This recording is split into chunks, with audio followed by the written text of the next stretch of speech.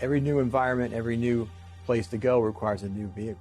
So these vehicles, a lot of times they're spacecraft, but it's other times they're rovers and submarines. It's always something new, but we do about 16 designs a year.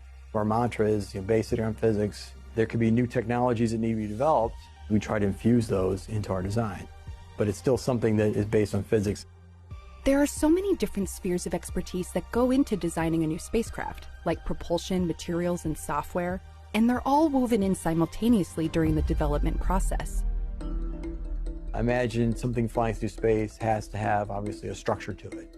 It's going to need power. You may be able to talk to it, right? So you have these science instruments that gather data.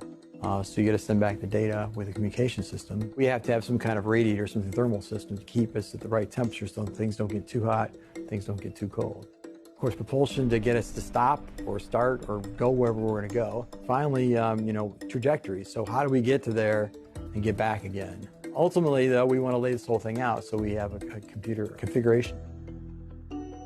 They look really great and they can be feasible, but will it cost too much? Is this something that's affordable for this approach? So we have people on the team to do all those things. To get all these team members to work together, the team really has to think outside the box. We do need them to know what the box is that they're trying to get out of, but communication is really the key. I'm kind of like the game show host. One of my biggest roles is getting the creativity out of people. We often combine electric propulsion with chemical propulsion, which one would think those are at odds with each other, but it turns out chemical propulsion is really great when you're near a planetary body. Electric propulsion is fantastic in deep space.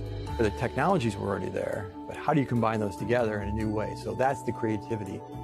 With all of these emerging discoveries, NASA's problem isn't trying to find places to go, it's figuring out which place to go first. Titan is a wonderful place. It's got a very thick atmosphere. Except for the temperature, if I put you on Titan in a spacesuit, you could put on some wings and you could flap around and fly because the gravity is so low and the atmosphere is so dense. You can splash down in the sea and become a submarine. So where do you even start?